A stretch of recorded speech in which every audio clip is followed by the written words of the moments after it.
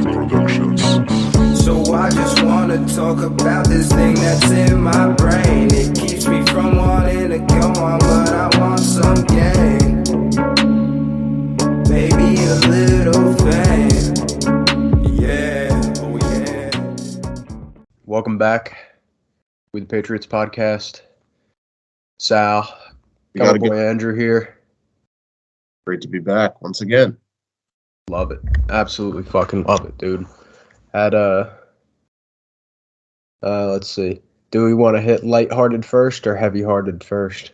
I say we go lighthearted first. I wanted to talk about my fucking Yankees taking an absolute shit over the past 2 weeks, dude. Yeah, ever since they played the Cardinals, right? Kind of been downhill from there. I don't know, man. Cardinals are not a bad team. I mean, they've been just absolutely brutal. Yeah, I don't really follow sports anymore, so this is going to be your thing.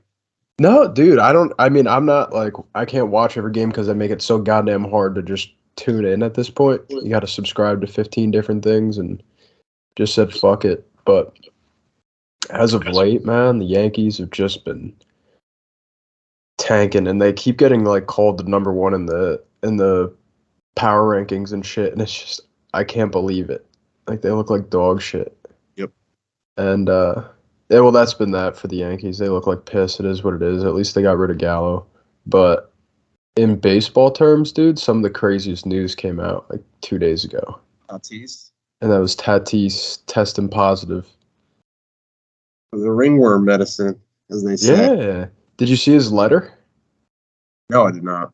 Yeah, he's like claiming that he got ringworm, so he used some medicine that had that shit in it. Oh, I heard that.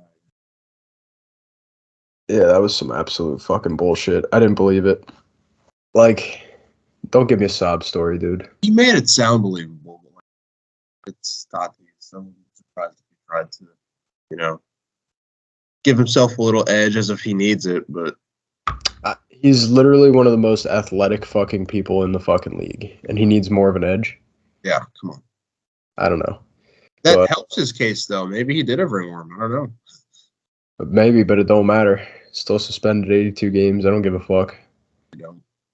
But I don't know. I think it's sad. I think baseball could definitely see a plus if they allowed guys to use some sort of enhancing, and that's only because you're playing 162 plus the playoffs, right? You're talking about taking insane to get through that. Yeah, you're talking about such a workload just to get these guys trained up and whatnot, and I don't know. Yeah, I think I'm one of the lone people that would say this, but I think baseball could benefit from it, just from seeing guys using something, and if it was controlled, like, what they're taking. Yeah, I'm actually starting to kind of shift my views on the whole thing a little bit too. I used to be vehemently opposed against steroids and any sort of PEDs, but with how pitchers are progressing and the game is becoming, almost boring in a way with pace of play issues, and strikeouts and walks are at an all-time high, hits are down, offense is down. I mean, it's starting to come back a little bit. I mean, MLB did that little experiment in 2019 with the juiced balls, but I mean, people don't go to a baseball game, especially if you're not really a baseball fan or you don't know much about it other than like strikeout, home run, or, double play at the plate kind of thing. So if you're going there and you're seeing Joey Gallo strike out 5 times a game and, a bunch of walks and not as many home runs, doubles, extra base hits, plays at the plate, things that are actually exciting for someone who's just kind of like a casual baseball fan. If you increase that, and we can discuss the ways to do that, but if you increase that, I mean, it definitely grows the game. I agree. Not about that at all. I think that only focusing on like home runs, which is kind of what most like hitting coaches and most players seem to have been trending towards the past 5 years or so, it makes the game pretty boring because it ends up tending to more strikeouts, more walks, and more home runs, of course. But to me, the most exciting stuff to see is the stuff that we don't get to see anymore, which is guys legging stuff out all the time, lots of stolen bases, lots of small ball. Like, When you're talking like that on a highly executed stage like the Major League, that's when it gets fun because you have to execute to the highest level. You're watching it constantly, and then that Mm-hmm. casual baseball fan goes, "Oh, what did he just do?" Like that was exciting, you know. And that stuff happen. It can happen more often than home runs and other grand slams and other things like that too. And Exactly. it's counterintuitive too, because like you were saying, like the more we're being like, the more players are like catering their swings to hit home runs. It's like strikeouts are up. I mean, yeah, they are hitting more home runs, but they're doing less overall. Like generally speaking. Exactly. Yeah, you don't see like I think you might have like 4 guys batting over 500 in the whole league. Batting over 300. 300. I was gonna Yeah. say. Yeah, batting over 300. Batting over 500 would be sick. Yeah. But yeah, you don't see it. You just don't see the guys who put together small ball years. And I think that it actually tends to making a more boring game. And more frustrating game too. And when you're frustrated, you don't want to watch, right? When there's guys like Joey Gallo who are, home run, strikeout, or walk. When he doesn't hit the home run, which more often than not he doesn't, you're pissed off that he struck out 3 times in a big situation in the game. You're pissed off that he was hitting 4th in the wild card game for the Yankees, I think last year or the year before, and just did absolutely nothing. You're just. It was a waste of space. You might as well plugged in a monkey with a bat. You might have done better. That's it. Either me or you could have made more contact than him. That's the sad part. I think so. But that's the sad part, dude. Like at least 1 out of 4 times. Like, Jesus Christ. But I don't know. I think that's where it's heading. I hope that. I don't know. I mean, I guess you need more guys like Tatis to have a lot of athletic ability, maybe. But I think it's got you got there somehow. You have to have some. You got to actually use it though. Like that's the they'll thing. just kind of like yeah. You need coaches to promote it. You need probably upper management to promote it as well. Like, why are we not utilizing our skills here? Yeah, but why are we not stealing bases? All because you can get hurt. Why are we not running things out hard like we used to back in the day? All because you can get hurt. Which, yeah, I mean, I get it's tough to be running out ground balls back to the pitcher every day for 162 games straight. But it's like a mentality thing too that's getting lost too. It's like that bulldog mentality that was associated with the balls to the wall kind of approach to playing the game. Exactly, and you just force errors like that. And I mean, I don't know. I think it trickles. It's not just baseball. It trickles into all sports, all facets of life. Really, people are afraid to put their foot to the pedal and actually go for it in life. It's all reserved. And do too much. Yep, because we're being told now to be too reserved. That don't be selfish. Don't do too much, and it really just hinders people's potential to really contribute to the world. So I don't know where that message came about or why it did and why people still think it's a good idea. But I threw that one out a long time ago. No, me as well. But I mean, it's sad that that's kind of what's promoted when you're talking about looking at the future of what you want to set up for your life. And most people, I guess, in semi-successful positions just say, go and get yourself a mediocre job that'll sit you in the middle. Don't take chances. Don't put yourself out on a limb. I do think it trickles into almost everything. Like, that's why our sports look like baby sports now. Yeah. Yep. Athletes being coddled like that too and worshipped like they're some sort of divine being. Mm-hmm. That to me, that's my biggest turnoff from professional sports. And it has been for a couple of years now, is like the constant circle jerk around just a couple of guys, as if like there's some god. I don't know. It just kind of reflects on the fact that there's not too much exciting going on with your life. Yeah, I'd agree. If you need to worship other men like that, I just don't understand. like going to watch other men play, something you wish you were doing with another dude's name like on your back, wearing their jersey, like wearing their jersey. I don't know. There's just something that kind of grew on me a little bit that was just kind of like struck me as weird. The more I think about it. Yeah, all it is like that was a lesson that my dad taught me a long time ago. It's like, why would you put another man's name on your back? Yeah. Go ahead and basically look at him basically like he is a god, or like he's a like I don't know. It doesn't really sit well with me, especially when you're just thinking about it.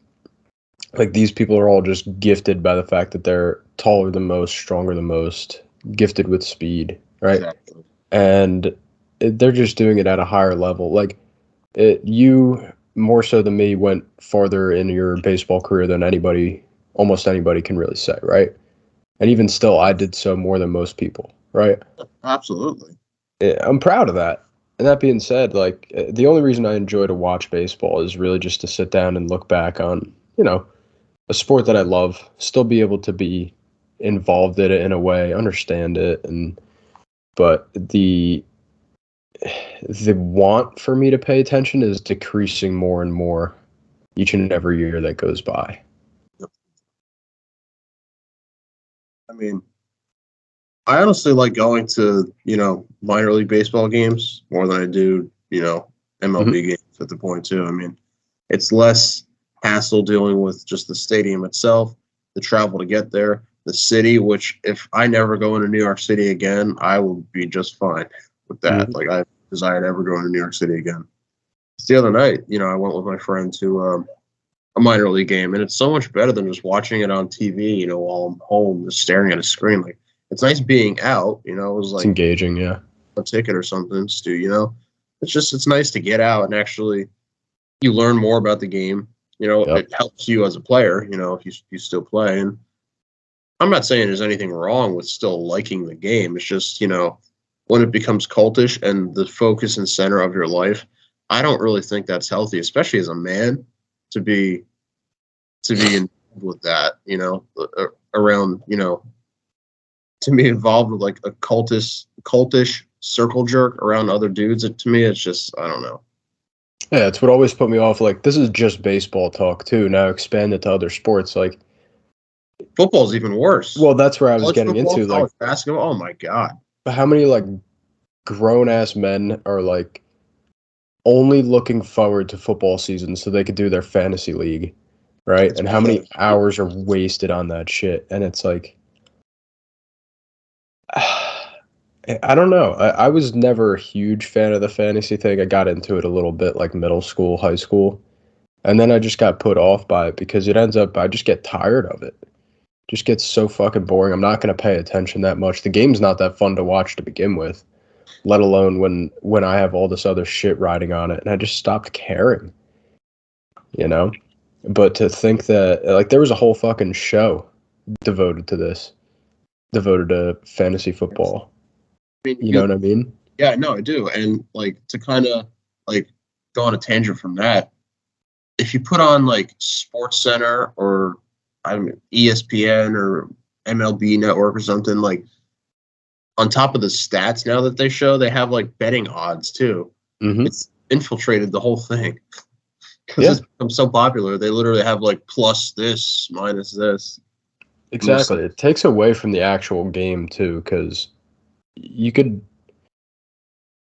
The point of professional sports is to admire the fact that a set group of human beings are so much better than the rest of us, and you can admire the fact that they have the skill set, the talents, the size, combination of all three to actually do it at a high level. Yeah. Right. And when all of it gets watered down to just betting odds and my fantasy league and all of this other shit, I don't know, man. It takes away completely, and it feels like the players are playing for something else. Could be. I don't know. I know if I was a player, that would make no difference to me at all whatsoever. And I mean, I guess that's a good thing, but We know I mean, Pete but Rose betting said odds though, dude, when you're at yeah. that high of a level, betting odds could very well play a factor. I mean, if you're involved like Pete Rose was. That your family, Yep, you know. But, absolutely. oh man, that's my rant on sports for the day. I know. Not been too intrigued by him, but one thing I definitely wanted to touch on, because I know you sent me a post that got me into it, and you're definitely not the first. I've been following this for a while. This is what kind of garbage that our societies kind of fell into, and that's the fact that we're dealing with the groomer population at this point, man. And if you don't know what a groomer is, for any of y'all out there, it's the people that are preying on all of our children in our community to get them into what we call the alphabet community at this point, because there's so many letters involved, right? And I know that Andrew just sent me a post, but it was just It was disgusting. yeah, it was disgusting, but Pull it up. Yeah, please do pull up the post. But there's so much more than just this one instance, which is what bothers me the most. Like, I heard the other day that there was an instance where they were giving like pole dancing lessons out in the middle of the street, and they had a drag queen teaching a little boy to go and pole dance, and his mother is there chanting him along, cheering him on, saying, "Man, like this is my boy. He's doing such a great job." Like, as a passerby, don't you see that and just want it to end? Where does the, I guess, the want to step in? When does that ever kick in? Does it kick in our society? At this point, we're in the phone generation where you just pull up your phone and take a video instead of doing anything about it. But this is one of the issues that's really ticking me off. Yep, I pulled it up. I did. I use an eyelash curler. But yeah, your previous question, I am gay. I came out of the closet when I was 21 years old. What's coming out of the closet mean? Closet means when you tell everybody that you're gay. Oh, but YouTube says there's no grooming going on. Why is that necessary? And you heard like the innocent people question, like, "Oh, what's coming out of the closet?" He gets to like, he's like all proud that he gets his moment to like be all righteous and explain. That means when you're saying that you're gay, like, and the girl's like, "What? Like, why are you going to ruin a child's innocence like that?" You know? Exactly, and it's really fucked up because that guy goes on to make a very good point, which I hold in my head very strongly. But the little girl's innocence in the beginning is so obvious. All she's asking about is, do you curl your eyelashes? Like, what do you do? Like, you know, you look pretty, maybe, whatever the hell the instance was. And that guy turns the whole conversation into sexuality when it had no basis to belong. It had to be, because you know that was his goal from the beginning. Absolutely. He knew damn well that, you know, the kids were going to be confused, and he was just looking for the opportunity to strike, like, at like as soon as the point where the kid said anything that was like incorrect.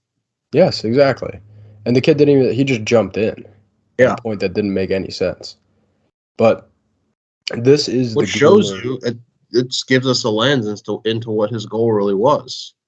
But this is like constant. Like, this is the groomer population. You see like the people on TikTok who think that they are righteous, right? You see these people all the time. I'm not a TikTok scroller, but you see people posting videos of it all the time, right? Yeah. And it's teachers that are teaching their kids in their classroom that they should be having their own pronouns. Go ahead and pick pronouns.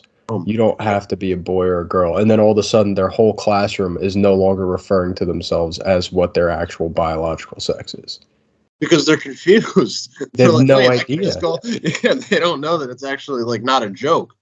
Yes. The ironic thing too is I picture kids like taking this as a joke at first. When you're too young, I'm a she.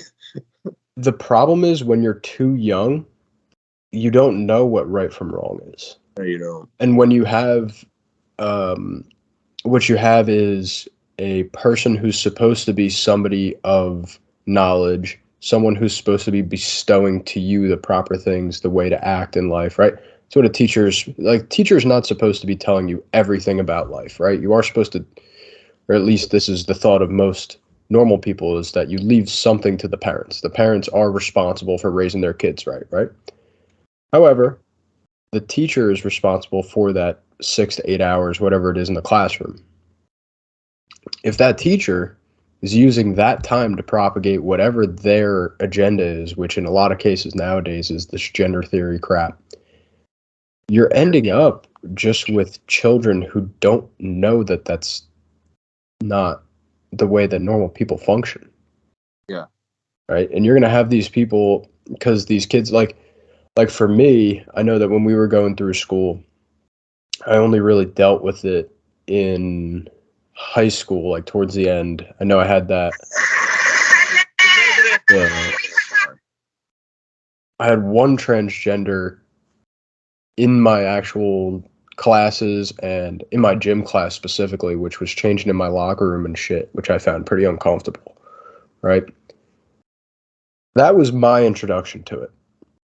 And when it was in my health class, they actually got up and started to try to teach the whole class how their theory worked, how everything was different. I just walked out. I wasn't having it. But for like at this point, kids now are being taught from younger ages that this stuff is all actually normal, right? Like this is a part of normalcy, a part of growing up, is that you'll have people like this, and being taught by teachers, not being taught by, like, for my example, it was a kid where the teacher thought it would be a good idea to, bring this child up, and that child is going to teach the rest of the children in the class what it means to be a part of this far out community. Now you have doctrines set for these teachers to teach that is explaining this whole community, which it blows my mind. Yeah, I had a conversation with somebody the other day who was saying he was expressing his frustrations with his two sons in public schools, and how he was, kind of saying, like, how it's not really coming from the teachers yet, per se. It's not really coming down from the top, but it's kind of like infiltrating its way into the school socially, like in a de facto way right now. And he was really frustrated at that.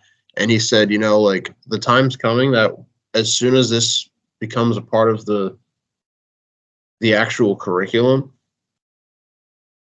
when that happens, he's pulling his kids out. He's putting them right in the private school, even though he can't afford it. He's like, it is my job to raise competent human beings that can be resilient to the bullshit in the world and think for themselves with regard to what's right and wrong. And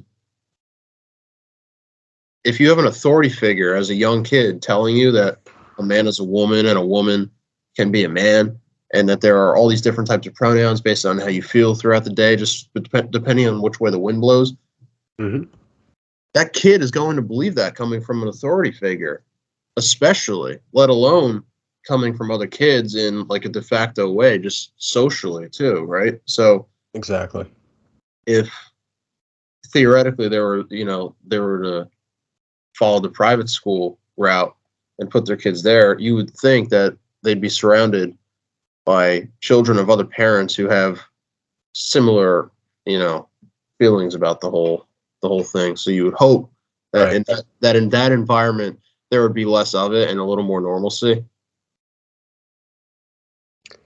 But who knows? I mean, it's going to get to the point where it's going to even be there too. This isn't really nipped in the bud, and I got news for you. Like, we're way past nipping this in the bud. Like, we're going to start getting. No, it's already consumed so much of our popular culture at this point. You see it all over the news, all over. Like, I don't follow pop culture, but I know you see it all the time, and especially you see like people that I follow making fun of it, right, or trying to at least point out how ridiculous it is. But when this is what you swallow 24/7, like this is the type of entertainment that you have following these types of people, it just gets into your mind. And one point I did want to point out is none of this is possible in a society where you have legitimate problems. Like when you have something that you need to wake up and face every single day, do you think you could really focus on your pronouns and gender all day? If you actually have a genuine purpose in the world, fuck no. It's not possible. Just kind of like going back to sports, where if you actually have a genuine purpose in the world and you're trying to make a dent around people around you and the world around you, you don't have time to be focused on what, to slobber on some professional athlete, you just don't have time for it. Mm-hmm. That's like one of the,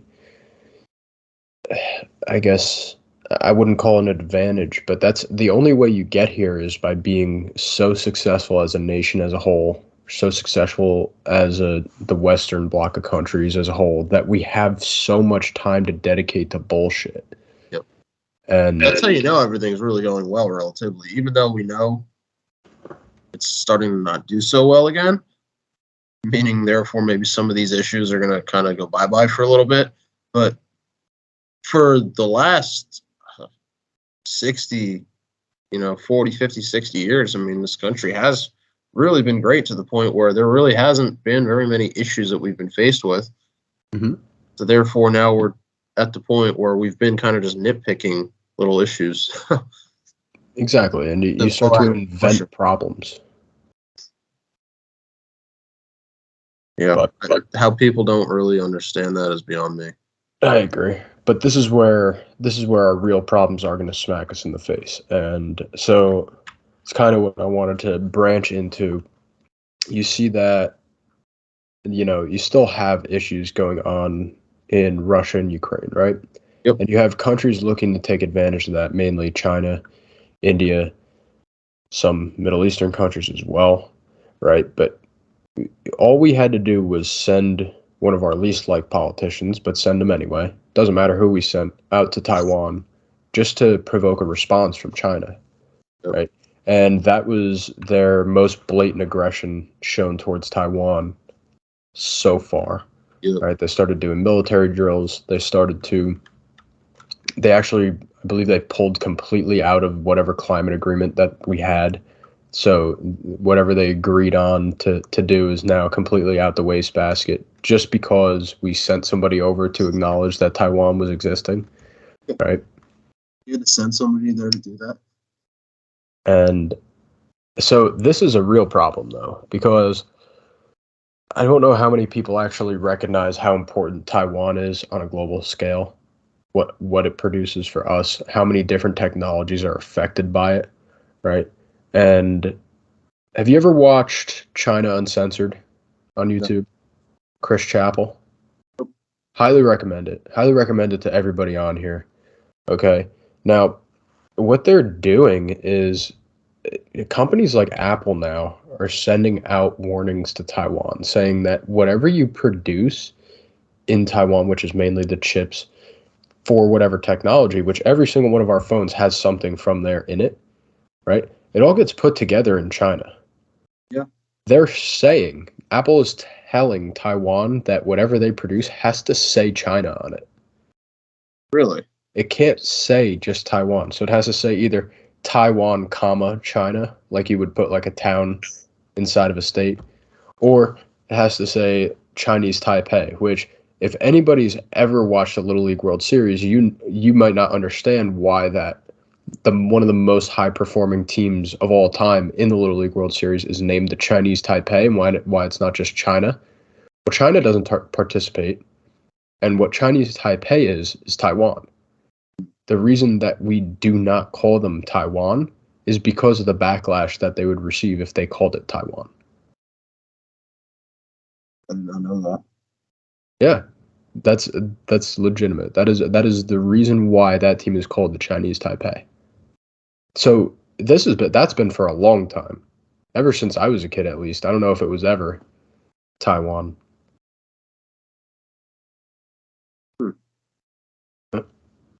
But now they're pushing that in a manufacturing sense. So to the point where they're gonna whatever products they push out for us is gonna have to have the label of either Taiwan, China, or Chinese, made in the China Taipei.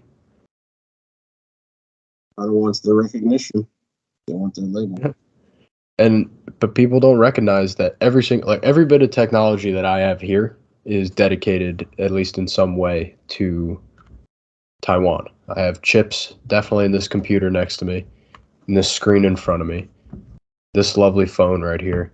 Yeah, and I've got it in this lovely iPad. I've got it in this lovely watch. I've got it in this lovely phone. I've got it in this lovely calculator. I've got it in this lovely camera. Absolutely. I have it in my truck outside. This is why people don't recognize how much of a big deal it would be if China were to actually make a truly aggressive military move on. They've got a very powerful military, and Taiwan is a relatively small island, and it wouldn't really stand a chance. No, so it's getting scary. No, it would take a lot of Western collaboration just to save them. Right. And I'm not saying, because at least we've talked the talk to say that we would back them up, right? But we're really going to send our entire military out to them when we have issues to deal with here. When at this point, allegedly, they can reach us with their missile systems, especially Russia makes those claims as well, right? When all of this takes a shit, we're already, whether anybody wants to admit it or not, we're already ensconced in this war. We're providing weapons for the other side, right? Yes, we are. So when, it's not an if, but when China decides to make this move, they've been planning it for a long time. People have been talking about it since 2014, 2016, maybe even before that. When China decides to do this, we're going to be full-scale war. This is our real problems coming down the pike. Yeah, it is. Yes, you're right. It's going to be full-scale war, and at that point, it is genuinely going to be called World War III. But, I mean, I think it's honestly already started. I think World War III honestly has already started. I fully agree with you. People kind of threw the term around, as soon as Russia invaded Ukraine. But the term has kind of died out a little bit.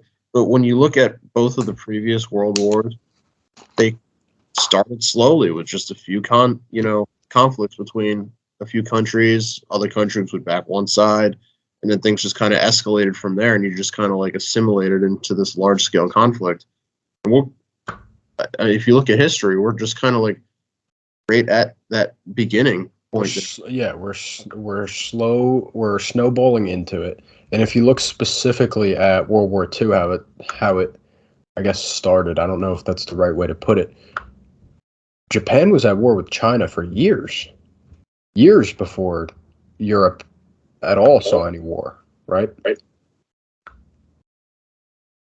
They don't, people I don't think realize how similar this looks to history. Oh yeah, that was exactly my point. It's a very similar reflection. Yeah, and this is where I see. I guess people aren't really taking it seriously. I do know that we have big issues to deal with here at home, and I respect that. I do agree with that. That being said, if we're going to be dealing with using, let's put it this way, we're going to be stuck with this technology for the foreseeable future until this conflict is resolved. All the supply chain bullshit, have you seen it dwindle down? To this day, we're still dealing with supply chain shit. My job, every single day, I'm dealing with supply chain bullshit. Every single car dealership you see is low on used cars. What's the reason for that? I mean, it ultimately does come down to the supply chain. No, it does, but I'm saying it is those chips. It's those chips specifically that is the issue. Yeah, because not enough new cars are being produced. Exactly. And it's insane.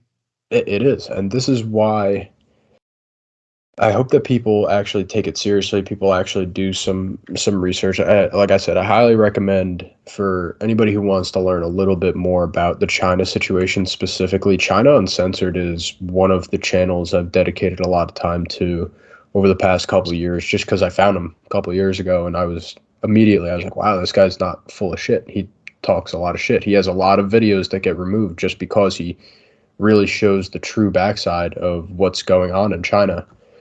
He was going over their economic collapse that's going on over there. So I don't know if you've seen much about that, but their whole housing market at this point is crashing. Their inflation rate is up, probably as high as ours. They're trying to cover it up by saying they released nationwide inflation numbers. They released at 2.5% or something like that, 2.6%, excluding housing and fuel prices. I mean, I still even think that's a lie because everything, even excluding housing and fuel prices and food prices, is up more than 2%. Absolutely. It's my mistake. Food and fuel prices. Oh, food and fuel prices, yeah. Mm-hmm. So we know that that's just a lie if that's all they said. Mm-hmm. Absolutely. So now their housing market's crashing though because they had so many developers taking advantage of the loopholes over there for their loan schemes, basically. So they would take out like giant blocks of money, maybe put them in to start a project and then pull out 75% of it and put it away in a bank somewhere or invest it, not even actually using it for real estate investment. And yeah, at this point, like he was showing on his channel over on China Uncensored, like the protests over there that are going on that nobody really gets to see. So people were just like, I'm paying fucking mortgage for a place that doesn't exist. Yeah. What the fuck is going on? Yeah, that's I don't know why you would get involved with that over there, Todd. Like, well, the reason is because over the past, I think like 4 or 5 years, something like that, the housing market in China has been by far and away the best investment to make. Like it's been making over 10% every single year. So people were investing in properties that weren't even built yet on the assumption that when they actually acquired them, they'd be worth more than they originally paid. It in the real estate. Oh, it's straight horseshit. It's like a literal defined scam, paying for something that doesn't exist. Yes, but now they're going to have all these issues coming up, and it just gives them more of a reason to want to attack somebody, to let out their whatever they need, unleash the beast, really, in a way. Yeah. Your mic's all fucked up. Talk to me. You hear me? Yes, sir. All right, good. There we fucking go. But yeah, so that's the issue going on. People need to realize that China's very, very shortly going to be making militarily aggressive moves. It's coming in the near future. And, you know, you have Japan like making very big headlines about it, that this is coming. Everybody prepare. We are not stupid. We see this coming. Please send help. That type of shit. I don't think Japan even has a military. That's a good question. I feel like they should. I remember reading something a while ago, or hearing something a while ago, where they really don't have a military. Yeah, they have at this point, or I guess this is 2021, according to Google, which is the lovely subsidiary of China. They have 250,000 active members. Let's see.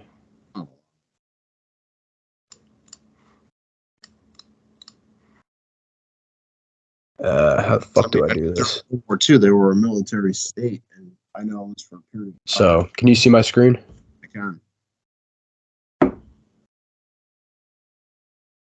That's what we got. So they do have some sort of military. Well, that's good. So at least they have something, right? Guess so. Very good. Yep. So I mean, you need all of these I wonder what places. it was during World War II, though. Like every That's a able good question. during World War II, I guarantee you. Yeah, because I listened to. I feel you've had to heard of Dan Carlin, Hardcore History. Sounds familiar. So Rogan's had him on plenty of times, but he basically does like huge breakdowns of massive military events, and the only World War II coverage he really gave was the Pacific War. And just by his gauge, there had to be millions and millions of soldiers from Japan. Wow. Yeah, the fight that they put on was incredible. They fought island over island over island over island. The way that they really expected it was that we wouldn't invest that much efforts into taking chains of islands. Right. And we did. That's all Japan. It is a fuck ton of islands. Yes. So absolutely. it's so instant, and I mean, it's almost like a geographic advantage for them because it's so difficult to.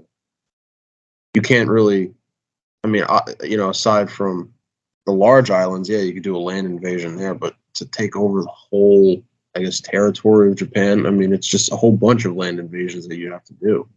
So it's an advantage for them for sure. But that's what we did though, because a lot of the land that they ended up conquering, like yes, they went into China, but they also conquered a fuck ton of islands.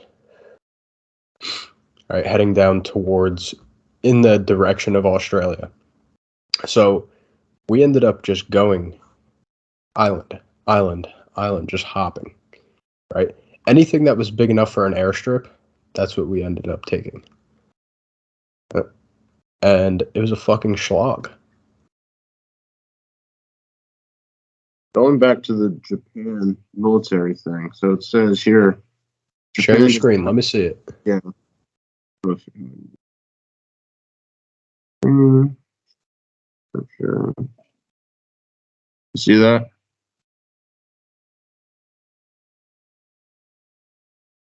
Yep.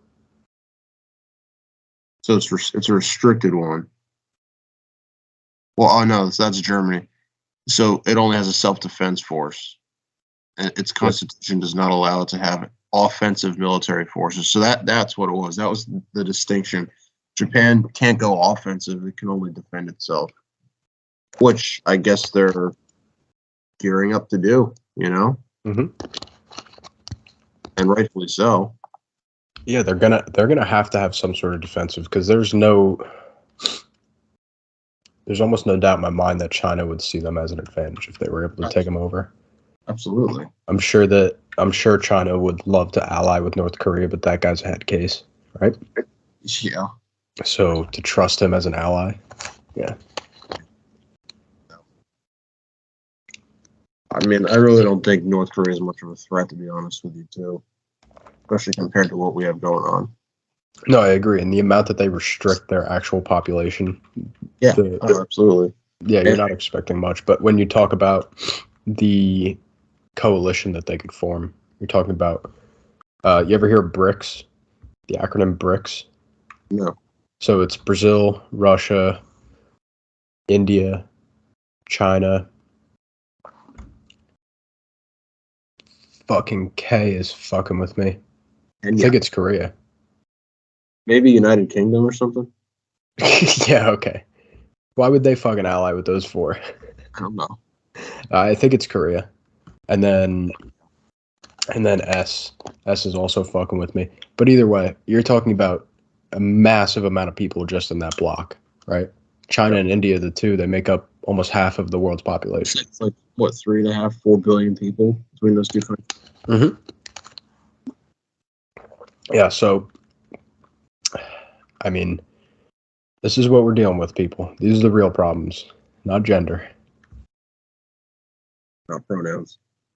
But now, let's see. There was a couple more things I felt like I wanted to talk about, but that was definitely a good conversation. So far, people will definitely learn a lot from them. Yeah, very least. I know it was definitely fun for me. Yeah, I hope that everybody here just takes something away from it and really, please go and do some research on your own. Go and like the amount of hours that Andrew and I have spent just looking shit up, confirming information, finding stuff out. I know for myself and I know for you too. It takes that type of dedication to want to know information rather than to just keep yourself in the dark. It's important to do it now before it gets suppressed, censored, taken down mysteriously. It's better to do it now than later. And when you go and actually verify things on your own too, you learn things you never would have thought you would have learned. You'll ask yourself questions you never would have ever posed yourself because you'd found something new. And you'll go down rabbit holes that just will give you better education than any classroom would. Mm-hmm. Answering questions that you never would have asked yourself before, and now you know a lot more and a lot more very valuable stuff. Absolutely. So this is where I just urge everybody, please go find someone too that you're interested in. Like I know for myself, I get a lot of information. I love taking tangents off of podcasts. So when somebody loves or somebody dives into a topic for 2 minutes, 3 minutes, and I go and just look up information on that topic, go find out a little bit more, like what's actually going on. Like you look at the big bill that they passed or looking to pass on that clean energy, like that heavily affects my job, right, that I'm doing right now. And you look at how are they actually going to pay for all of this shit, right? The way is taxes. However they're going to do it, they're either going to hit your income, they're going to hit your property taxes, a combination of both, right? The only way that they're going to pay for these massive programs is just by hitting us, the people. You have to be well aware of what's actually going to be coming. It can't be the wealthy just paying their fair share because, one, they already do. Two, what they define as wealthy can really be just, someone who died with a net worth of a couple $1 million or, who has a net worth of something that's really not unreasonable to obtain. So why are you going to pick on someone who made the right moves, did the work on themselves, got themselves to that point, most likely created jobs, when they're already paying out the anal cavity with, whatever tax you want to impose on them. That's just not going to solve the issue. And raising it anymore would not be just. That just wouldn't be right because you'd be taking almost more than half of a wealthy person's income. And it really just wouldn't raise that much more money. If you look at the math, it just really wouldn't. So the thing is, like, you have to be taxing the people, the middle class, the common man, the blue collar, even more to pay for this shit.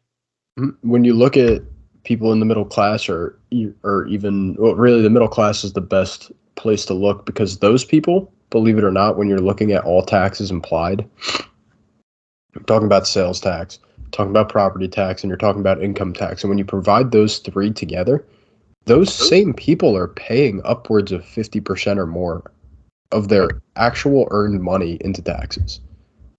They're not keeping much. And then you have bills to pay on top of that. Mm-hmm. Food to buy, gas to put in your car. Yep. And so I don't know how much longer this is going to be sustainable until you start seeing like protests. You start seeing real not paying their taxes. Why do you think the IRS has hired 83,000 more agents? They're going to audit the fuck out of us. They want to make sure they're getting what's theirs because they're putting such high fucking price tags on our names. That kind of just hit me at the same time too because the IRS knows what's coming. They know taxes are going to continue to go up. And I think with how much they know they're going to go up, I think they foresee protest and people just not paying or paying what they feel they should be paying less than what they're supposed to be paying according to the IRS. And in the job description of, these agent listings, one of the requirements is the willingness to use deadly force if necessary. As for a fucking IRS agent, what are we doing? What are you anticipating that is that bad that you think that as an IRS agent, one of the requirements is to have to use deadly force, inflict deadly force on someone. Like, what are you anticipating that these new agents are going to have to do? Mm-hmm. And 83,000 of them. And I saw a pretty interesting graphic too. I think I actually sent it to you, but it's a heat map of the counties in the United States where the most audits are actually done. And I'll show it to you. And it's basically red plus California. Yeah, plus Southern California. So it's where the IRS audits more, and it's basically just a heat map of all southern red counties. And then there's some up in the northeastern United States, like up in Maine, like those very red areas, like that for the longest time, and still to this day, that's the most red county in Maine, and that's the only county on here where the IRS audits more. So why is that? It's a corrupt agency just to basically persecute those who disagree with them, which is the left. So to persecute those who disagree with them on the left. And that's what it is. It's bullying, and I think the redcoats for that. That's as tyrannical as it gets. I mean, by definition, that's disgusting. Yes. Like, and those are poor areas too. For the most part, those are overwhelmingly poor areas, right? Like suburbs of Chicago's on there, sure. Like New York area is on there too, but these are the like Alabama, Mississippi, southern Georgia, southern Texas, New Mexico, the poorest state in the nation. How much fraud is really going on there? And if there is, I really don't blame them because they can't afford to put gas in their car. Mm-hmm. So instead of focusing on the high collar crimes, the high white collar crimes, in the cities, you're worried about, Billy Joe in the hills of Mississippi who can't afford to feed his kids or put gas in his car, and you're going to audit him because, he was $50 short on his income tax, on his federal income tax. Well, that'd be impossible. That was one thing I wanted to say. Fucking government touches your money before you touch it. They make sure they get their fed. No, but that's what this is where the audits are going to. Well, it's a voluntary tax system that we have. So that's craziness, man. But this is what we're getting prepared for, people. I mean, okay, it's like I should correct myself. It's a voluntary tax system that they will enforce if you don't. Yes. Like, do the right, like, I guess if, like, there's so many reasons why you're audited, but it's like if, I don't know, it could be a number of different things, right? If your employer doesn't withhold the right amount, if you don't file something correctly too, I mean, there's so much on it, like on your part that could go wrong or that you could, I guess, fabricate to get yourself more in your return, or if you were short or something doesn't match up. I mean, there's a lot that you could do and be just a little bit short. And if you're audited, you could be screwed. And I would like to think too that like, if you just do something to where like, I don't know, you're a couple $100 short or whatever, or, you just misconstrue something so that you could have some extra money for Billy Joe's kids, that's possible to do. But just looking at some of these like areas that are and aren't like audited as much, it's just kind of interesting. Like, and you want to talk about racism too, right? A lot of these I know for a fact are Native American reservations. A lot of these are highly black counties in the South, predominantly black counties in the South, particularly the Mississippi River Delta, the area in like central Alabama, southern Georgia. Yep. So the area right along the Rio Grande in Texas, all in New Mexico for the most part. I mean, that could, like everything else nowadays, right? It could be racially motivated too, but no, because there's also a lot of red counties here too, so nothing's going to be said about it. When in reality, these really are disproportionately affecting minority counties too. Mm-hmm. No, it's yeah. I mean, that's a scary thought, and it's funny to think that our country was basically started because of an unjust tax levying, right? Which was like what 3%. Mm-hmm. At And the you time? look back and you see how ridiculous that sounds to us today. Yeah, It really makes me think when people are going to actually be fed up. But yeah, I mean, it's to be seen.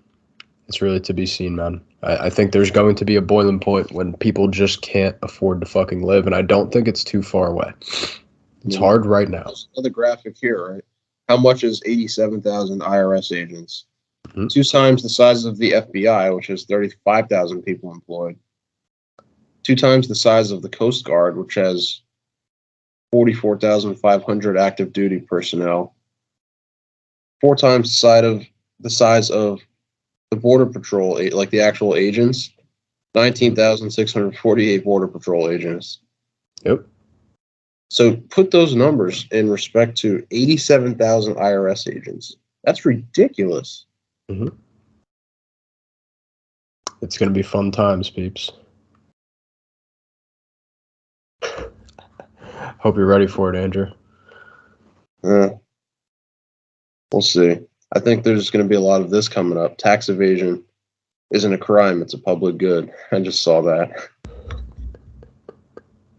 Yeah. No, I mean, like I said, people are, at some point, it's going to reach a boiling point to when people just cannot pay to live. And it's going to be, I believe, coming up pretty shortly. I mean, all this money I see that's constantly like being signed by Congress, to be allocated to this and that. It's sickening. That's money they don't even have yet, Mm-hmm. which is absolutely sickening. What can I say, man? They literally print money for themselves and pay themselves paychecks no matter how shitty of a job they do. Yep. They're guaranteed. So. Pretty disgusting. My man. It's a beautiful spot to fucking end it. It is. Hope you people have a great fucking week. Should be out for you guys on Tuesday, I hope. Have it out for you. Be ready for you. Everybody stay fucking safe. I'ma make all these bitches say, damn, I wish I were the fucking state. I wanna be something, not nothing. Trapped inside my dream and I'm running away from these demons. But the feeling's so good, I'ma keep dreaming.